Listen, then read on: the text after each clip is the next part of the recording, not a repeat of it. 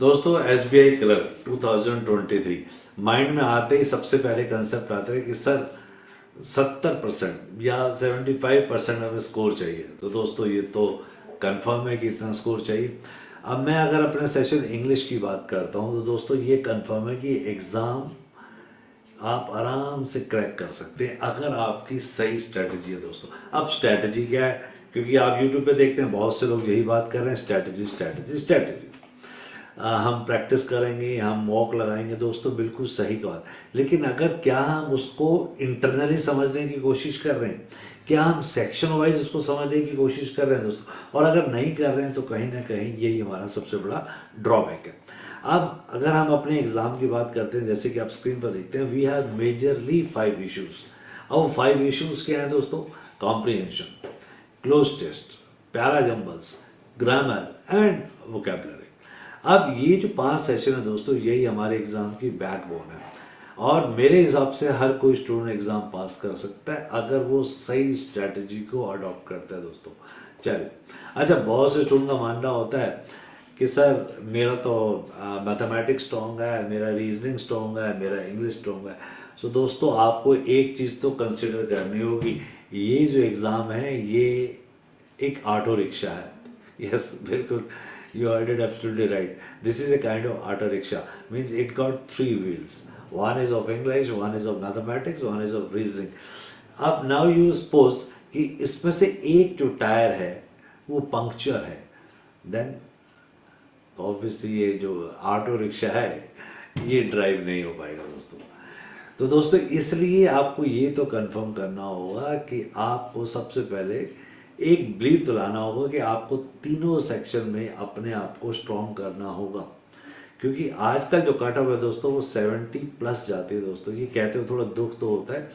आज से 10 साल पहले जब मैं पढ़ा रहा था तो मुझे याद है कि ये कट ऑफ 55 के करीब आया करती थी दोस्तों। चलिए, अब मैं तो हर एक स्टूडेंट को यही कहता हूँ दोस्तों कि अपने हमेशा ये मान के चलें कि this is my last attempt, then it would be very easy.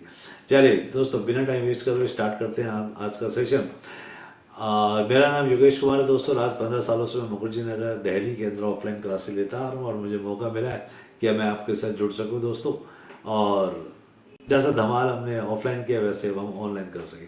Channel नया है इसलिए सब्सक्राइब और व्यूज़ को देख के थोड़ा सा टेंशन मत लीजिए, ग्रेजुअली इंप्रूव हो जाएगा दोस्तों। चलिए करते हैं start. So just believe in one thing, ये एग्ज़ाम आपका है, बस ये हमेशा मान के चलिए, बस यही सबसे बड़ी अप्रोच है यही। क्योंकि जब आप ये मान लेते हैं ना, तो हिंदी में कहावत है कि भगवान भी उसकी मदद करता है जो अपनी मदद खुद करता है। अगर if you are still considering यार exam is dicey, I may be able, I may not be able, तो ये मे नॉट बी एबल वाली जो अप्रोच है ना, इसको थोड़ा सा एलिमिनेट करें दोस्तों। चलिए, क्रॉस फिंगर्स। चलिए दोस्तों करते हैं स्टार्ट। तो सबसे पहले हमारे पास जो सेशन आता है वो आता है हमारा ग्रामेटिकल स्किल्स। तो उससे पहले आपकी एक ये लाइन, क्या हमेशा हम अपनी वीकनेस को कंसिडर करते हैं? यस, ज़्यादातर हम लोग यही करते हैं, लेकिन कभी हमने अपनी ताकत को कंसिडर किया? और अगर हमने अपनी ताकत को कंसिडर नहीं किया तो इसका मतलब कहीं ना कहीं हम अपनी वीकनेस पे ही फोकस करे जा रहे हैं, और जब तक हम अपनी स्ट्रेंथ पे काम नहीं करेंगे दोस्तों ये बहुत टफ हो जाएगा। तो इसलिए अगर आपके वो जो 3 सब्जेक्ट है जिसमें आपकी स्ट्रेंथ है, उस स्ट्रेंथ को भी फील करिए। इसका मतलब कि आपके एग्जाम में से 2 पहिए सही हैं, या 1 डेढ़ में हवा कम है, हवा कम है, पंचर नहीं है दोस्तों, हवा कम है। चलिए दोस्तों करते हैं स्टार्ट। तो पहला सेक्शन जो हमारे एग्जाम पे जो सबसे बड़ा बैकबोन है, मैं अगर अपने इंग्लिश सेक्शन की बात करूं तो वो दैट इज कॉल्ड कॉम्प्रिहेंशन। अब कॉम्प्रिहेंशन क्या है दोस्तों? बस इसमें कुछ पॉइंट्स को कंसिडर करना है। जैसे पहला हम देखते हैं कि एक्टिवली रीड करिए। एक्टिवली रीड का मतलब क्या है दोस्तों? भाई आप पढ़ रहे हैं तो आपको ये कंसिडर करना होगा कि वो पैसेज आपका है। ऐसा नहीं है कि आप बस उसको सिर्फ देख रहे हैं, आंखों से देख रहे हैं, आपको उसको एक्टिवली पढ़ना होगा। ज़्यादा सेशन लंबा नहीं करूँगा, लेकिन थोड़ा सा फोकस जरूर करिएगा दोस्तों। चलिए, ज़्यादा बिल्कुल डिस्कस नहीं करेंगे। अब इस पे जब आप पढ़ रहे हैं तो ये सोचिए कि ऑथर क्या चाहता है। 2 दिमाग में डाला था, ऑथर के व्यू देखने, आपको अपना पर्सनल परसेप्शन नहीं बनाना है। ऑथर का व्यू क्या है? मान लीजिए वो क्या, ऑथर कहता है कि भाई महंगाई कम हो रही है, और आप कहते हैं नहीं यार महंगाई मैं तो बहुत झेल रहा हूँ यार, पेट्रोल इतना हो गया है, सब्जियां इतनी हो गई। आपको उस ऑथर के व्यू पर रहना है, क्योंकि आंसर जो है वो अकॉर्डिंग टू द पैसेज होगा दोस्तों। चलिए सेकंड पॉइंट पर आते हैं दोस्तों। अब सेकंड पॉइंट कहता है प्रैक्टिस रेगुलरली। अब ये प्रैक्टिस रेगुलरली का मतलब क्या है भाई, आप कहीं से भी किसी भी तरह का टॉपिक पढ़ें, ये नहीं कि आप हमेशा अपने इंटरेस्ट का टॉपिक पढ़ें। जैसे अभी क्रिकेट मैचेस चल रहे हैं, साउथ अफ्रीका सीरीज चल रही है, तो ये नहीं कि आप क्रिकेट और ये देखेंगे विराट कोहली क्यों नहीं खेल रहा है, सूर्य कुमार यादव कैप्टन क्यों है। दूसरा आपका इंटरेस्ट आता है, मान लीजिए कि अभी एनिमल मूवी आई है, उसमें क्या हुआ है, तो ये आपका इंटरेस्ट हो गया। तो दोस्तों ये एग्जाम में आने के चांसेस कम है, इसलिए उस सेशंस को भी पढ़िए, उस आर्टिकल्स को भी पढ़िए जिसका आपका इंटरेस्ट नहीं है दोस्तों। क्लियर, क्योंकि एग्जामिनर ज़्यादातर आपको आपके नॉन इंटरेस्ट टॉपिक्स को ही एग्जाम में कंडक्ट करता है दोस्तों। चलिए थर्ड पर आते हैं दोस्तों। तीसरा पॉइंट कहता है वर्क ऑन वोकैबुलरी। दोस्तों इसलिए अगर आपने नोटिस नहीं किया हो तो आप अगर मेरे सारे सेशन देखना चाहें तो आराम से देख सकते हैं, और इसके साथ साथ जो हमारा एक CET ऐप है उसको डाउनलोड करिए, आपको बहुत कुछ मिलेगा उसके अंदर। क्लियर, वोकैबुलरी पे काम करने का तरीका ये नहीं कि आप डेली की न्यूज़पेपर से 10 वोकैब याद करें, दैट इज़ गुड, लेकिन इसके साथ साथ आप इंडिविजुअल टॉपिक्स की वोकैब को भी कवर करें, जैसे इकोनॉमिक्स की, साइंस की, केमिस्ट्री की, बायोलॉजी की और पॉलिटिकल साइंस की, इस तरह के अलग अलग सेक्शन की वोकैब को आप कवर करें, जिससे आपका कॉन्फिडेंस बिल्डअप होगा। ज़्यादातर स्टूडेंट क्या करते हैं, वो अपने इंटरेस्ट की वोकैब पढ़ते हैं, या न्यूज़पेपर की रोज़ 10 वोकैब निकाल लिया, दे स्टार्ट कंसिडरिंग यार हमारा वोकैब तो स्ट्रॉन्ग हो गया, बस वहीं वो थोड़ा सा ड्रॉबैक है दोस्तों। चलिए नेक्स्ट पर आते हैं। अगला पॉइंट क्या है दोस्तों, आपको टाइम मैनेजमेंट की जरूरत है। अब ये जनरली बड़ा आसान सा इशू है, बचपन से पढ़ते आ रहे, टाइम मैनेजमेंट होना चाहिए। टाइम मैनेजमेंट का मतलब मैं ये नहीं कहूँगा कि आप बोला, जैसे मैंने भी कभी शेड्यूलिंग बनाई कि सुबह 8 बजे से लेकर 11 बजे तक पढ़ना है, फिर नाश्ता करना है, इस तरह की शेड्यूलिंग, फिर शाम को रात को 9 से लेकर 1 बजे तक पढ़ना है। दोस्तों ये 1 वीक तक तो अप्लाई होता है, आप भी मेरी बात पर हंस रहे होंगे क्या सर ये होता तो ऐसा ही है, उसके बाद वो धीरे धीरे ब्रेक डाउन होता चला जाता है। दोस्तों मेरा टाइम मैनेजमेंट का मतलब ये है कि बस आपको दिन में ये डिसाइड करना है कि मुझे कम से कम 2 घंटे इंग्लिश सेक्शन पे फोकस करना है, बस कैसे भी करें, सुबह करें, शाम करें, दोपहर करें, कभी भी करें, 2 घंटे पढ़ना है। मेरे को लगता है वो टाइम मैनेजमेंट ज़्यादा बेटर रहता है। अगर आप वो टाइम का शेड्यूल बना लेते हैं तो दोस्तों शेड्यूलिंग काम नहीं कर पाती है। चलिए दोस्तों नेक्स्ट बनाते हैं। नेक्स्ट वो हमें क्या क्या चलता है दोस्तों, प्रैक्टिस प्रीवियस ईयर पेपर, ये बहुत इंपॉर्टेंट है, PYQ। अब ये प्रीवियस ईयर क्वेश्चंस को फोकस करना बहुत जरूरी है, लेकिन ये सोच के मत चलिए कि जैसा ग्रेजुएशन में होता था कि प्रीवियस ईयर के क्वेश्चन अगले साल नहीं आते थे, लेकिन यहाँ पर ऐसा कोई कंसर्न नहीं दोस्तों, क्योंकि कॉम्प्रिहेंशन चेंज आने वाला है। हाँ मैथ में सेम हो सकता है, रीजनिंग में सेम हो सकता है, हमारा कॉम्प्रिहेंशन, क्लोज, जंबल, ये तीनों टॉपिक ऐसे हैं जिनका एग्जाम में रेपिटेशन कभी भी नहीं होता है। क्लियर, अच्छा ये मैथमेटिक्स में हो सकता है भाई, वहाँ से उसने आपने जो क्वेश्चन था DI का पूछ लिया रीजनिंग वाले से, और उधर से उसने आपसे एवरेज का क्वेश्चन पूछ लिया, वहाँ रेपिटेशन हो सकता है, लेकिन इंग्लिश में कहाँ रेपिटेशन होता है दोस्तों। यहीं पर स्टूडेंट थोड़ा सा ट्रैप हो जाता है, वो इसी चक्कर में फंस जाता है दोस्तों। चलिए आगे चलते हैं। क्लोज टेस्ट, अब दूसरी जो सेकंड अप्रोच आती है दोस्तों, दैट इज क्लोज टेस्ट। अब क्लोज टेस्ट क्या है, एक छोटा सा पैसेज और उसी के बीच में बेसिकली देसी भाषा में कहा जाए ना दोस्तों, फिल इन द ब्लैंक्स। आपको पहले ना उस पैसेज को पढ़ना है, अंडरस्टैंडिंग द कंटेक्स्ट, वो कहना क्या चाहता है, बस उस कहने को समझिए। आप बेशक 2 बार उसको पढ़िए या एक बार ऐसा पढ़िए कि वो एक बार में आपको क्लियर हो जाए। अच्छा उसको आपको सिर्फ गो थ्रू करना है, एक एक शब्द को नहीं पढ़ना है, गो थ्रू करते एक मीनिंग एक्सट्रैक्ट करना है दोस्तों। ये छोटे छोटे अप्रोच को 1 बार 2 बार वीडियो को जरूर सुनिएगा दोस्तों, अगर आप रियल में एग्जाम क्रैक करना चाहते हैं। लोग 15 सालों का एक्सपीरियंस का निचोड़ आपको बताने की कोशिश कर रहा हूँ, और भी कई सेशन ला रहा हूँ इस चीज़ ऊपर रिलेटेड। चलिए दूसरा कहता है ग्रामेटिकल नॉलेज। भाई ग्रामर की नॉलेज होना बहुत जरूरी है, क्योंकि जो फिल इन द ब्लैंक्स है ना, फिल इन द ब्लैंक्स के इधर जो है वो प्री है और इधर जो है पोस्ट है, तो उससे ही आपका आंसर डिसाइड होगा दोस्तों, ये ध्यान रखिए। और वो ग्रामेटिकल स्किल्स बेस पर आता है आजकल, वो कैप प्लस और ग्रामेटिकल स्किल्स दोनों अप्रोच को लेके चलता है दोस्तों। चलिए नेक्स्ट देखते हैं। नेक्स्ट पॉइंट कहते हैं एलिमिनेशन टेक्निक। ये तो बहुत इंपॉर्टेंट दोस्तों, ये तो मान के चलिए 4 ऑप्शन है तो सबसे पहले आपको राइट आंसर ढूंढना ही नहीं होता सही। कई स्टूडेंट क्या करते हैं, बस देखते सही लगता है ये जच रहा है, लाल सूट के साथ लाल क्लचर जच रहा है, बस वहीं फंस जाता है बच्चा। आपको सबसे पहले अगर आपको कोई जज भी रहा है तो बाकी 3 ऑप्शन को एलिमिनेट जरूर जरूर जरूर करिए दोस्तों। इस एग्ज़ाम का जो 30 नंबर का पेपर है उसमें से 18 नंबर का पेपर तो ये 3 सेक्शन के ऊपर डिपेंडेंट है, इसलिए आप इसको इग्नोर नहीं कर सकते। ज़्यादातर स्टूडेंट क्या करते हैं, what they do, they just focus on grammatical errors and they keep learning errors errors errors. But my dear friend, in exam you maximum have 2 or 3 question of errors. Now you need to consider rest of part, and for rest of part you're not having focus. So that is the only problem, my dear. थोड़ा सा समझे। Even I go through certain coaching and some students they say कि हमारी coaching वालों ने banking में सिर्फ हमें पार्ट्स ऑफ स्पीच पढ़ाया। Parts of speech mean grammatical errors. अच्छा, वो लोग एसएससी पढ़ा रहे थे, यहीं पे स्टूडेंट कंफ्यूज हो गया। वो एसएससी पढ़ा रहे थे और उन्होंने एक बैंक का बैच बना दिया। अब यार एसएससी पढ़ाना और बैंकिंग पढ़ाना दोनों एक अलग अप्रोच होती है। कैसे एरर्स को आप क्लोज टेस्ट में, कैसे आप ग्रामेटिकल स्किल्स को कॉम्प्रिहेंशन में अप्लाई करते हैं, वही एक छोटा सा थिन लाइन होता है। उसके इधर आते ही आप बैंकिंग पास कर जाते हैं। लेकिन most of the institute they just go for SSC faculties and they taking the batches of banking. यही एक छोटा सा इशू है दोस्तों। चलिए आगे चलते हैं दोस्तों। Read the entire passage. भाई ये तो हम ऑलरेडी डिस्कस करके, पैसेज को पढ़ने के बाद 2 बार पढ़िए, 1 बार पढ़िए, लेकिन उस पैसेज को पूरा पढ़िए। ये नहीं कि बस कई स्टूडेंट क्या करते हैं, जैसे फिल द ब्लैंक आए नीचे जंप मारा, ऊपर ऑप्शन देखा, फिर ऊपर आए ये सही नहीं लगा, फिर दूसरे ऑप्शन देखी। अरे ऐसे नहीं होगा दोस्तों। आपको उस पैसेज को पढ़ के उसका एक जो एक्सट्रैक्ट है वो समझना होगा माय डियर। मैं दिल से पढ़ाना चाहता हूँ और चाहता हूँ कि आप रियल में रिजल्ट निकालें दोस्तों। चलिए आगे चलते हैं।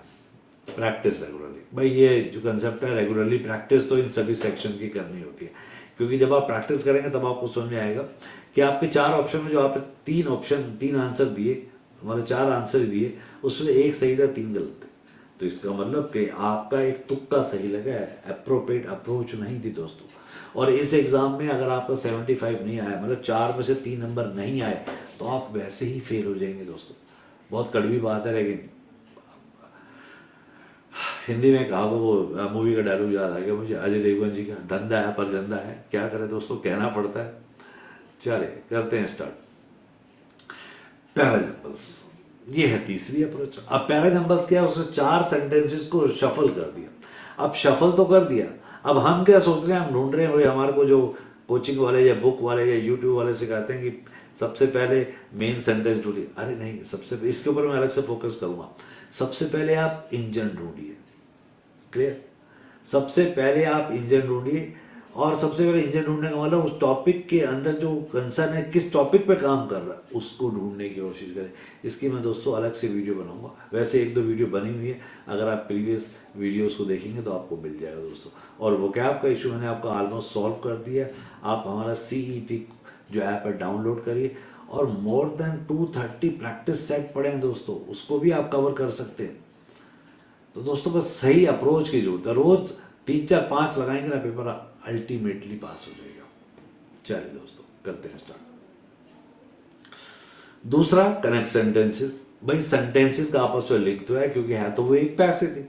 तो वो जो लिंकिंग है ना, वो जो कनेक्टिविटी है, वो सबसे ज़्यादा इंपॉर्टेंट होती है।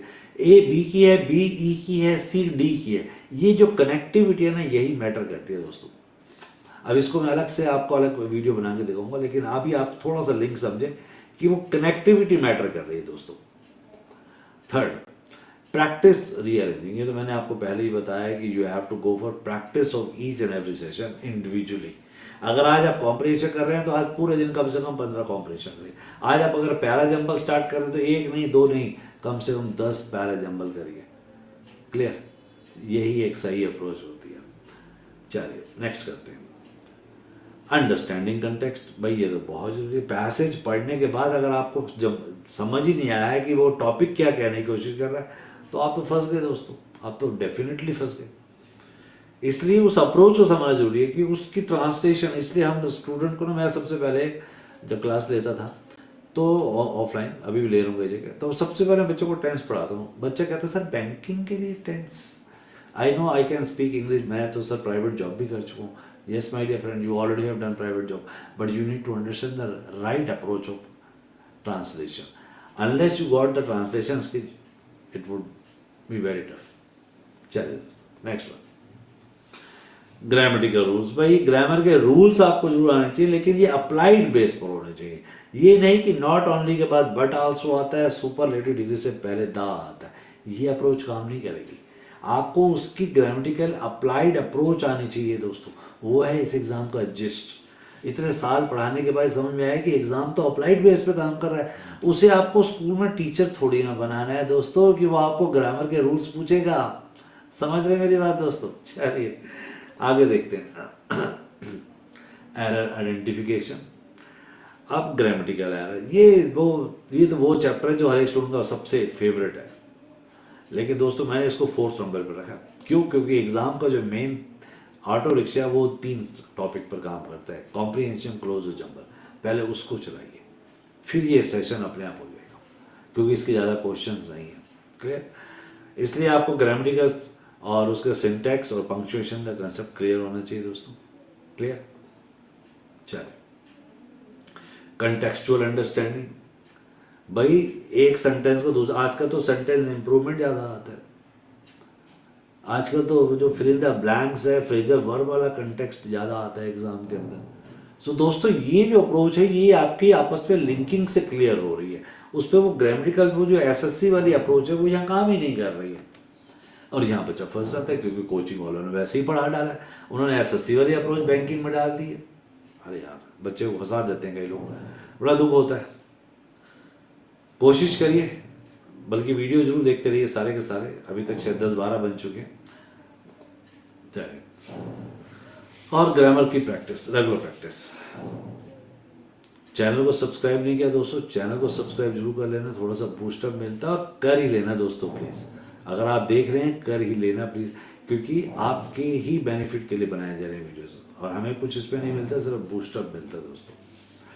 चलिए नेक्स्ट आते हैं वोकैबलरी। भाई वोकैबलरी का तो मैंने आपको बताया कि आप इंडिविजुअल सेक्शंस को पकड़िए। एंथ्रोपोलॉजी की अलग आती है, आपकी इकोनॉमिक्स की अलग आती है, क्राइम की वोकैब अलग होती है। इस तरह की वोकैब मैं आपको बता रहा हूँ कि आप हमारा CET जो ऐप है उसको डाउनलोड करिए, आपको सब कुछ मिलेगा इसमें, बहुत स्टूडेंट फ़ायदा उठा रहे हैं। चलिए दोस्तों नेक्स्ट आता है रूट वर्ड्स। ये थोड़ा लेंथी प्रोसीजर है, आई डू एग्री, ये इतनी जल्दी नहीं कवर होता है, लेकिन अगर आपके कुछ मेजर रूट वर्ड्स भी कवर हैं तो definitely it will help you to understand the vocabulary section, that is damn sure. चलो नेक्स्ट वन, रीड वाइडली। कोशिश करिए कि रोज 1-2 घंटे न्यूज़पेपर को पढ़िए, सिर्फ पढ़िए, और तेज तेज पढ़िए, जिससे कि वो वर्ड जो होंगे आपको इको होंगे, आपको सुनने की आदत होगी। अपने रूम में जाइए और न्यूज़पेपर लीजिए और उसको थोड़ा सा, ये नहीं कि चीख चीख के स्क्रीमिंग नहीं कर रही है, उसको सिर्फ थोड़ा लाउडली पढ़ना है, क्योंकि जब आप पढ़ेंगे ना तेज तो वो कानों में आएगा, कानों में आएगा तो आपको वर्ड्स याद होंगे। Getting my point? थोड़ी सी ना वो हमें अपनी एक हैबिट होनी चाहिए कि इंग्लिश हम सुन रहे हैं, और वो एक टीवी से सुनी जाती है और एक अपनी सेल्फ वॉइस में सुनी जाती है। सेल्फ वॉइस का बहुत मैटर होता है दोस्तों। चलिए नेक्स्ट पे आते हैं। तो नेक्स्ट तो दोस्तों यही है, बेस्ट ऑफ लक है दोस्तों, और उम्मीद करता हूँ कि आपने इस अप्रोच को आज समझा होगा। और मैं फिर दोबारा से कहूँगा दोस्तों, बहुत मेहनत कर रहा हूँ आपके लिए। न्यूज़पेपर आज भी शाम को आएगा आपको, न्यूज़पेपर से ही आपके लिए comprehension, close, jumble, vocab, error सभी सेक्शन बनाए जाते हैं। अगर आप हमारे पुराने वीडियोस देखेंगे जो अभी बैंकिंग से रिलेटेड है, then you will definitely realise कि कोई नहीं बना रहा दोस्तों ऐसे। चलिए दोस्तों, मैं अब यहाँ पर आपसे विदा लेता हूँ। टेक केयर, जय Hind and best of luck दोस्तों। चैनल को सब्सक्राइब जरूर कर देना, क्योंकि नया चैनल है, थोड़ा सा मोटिवेशन चाहिए मुझे भी, यहाँ लोग जुड़े, स्टूडेंट जुड़े। चलिए दोस्तों, उम्मीद करता हूँ कि आपने सही अप्रोच को पकड़ लिया होगा। चलिए दोस्तों, take care, best of luck.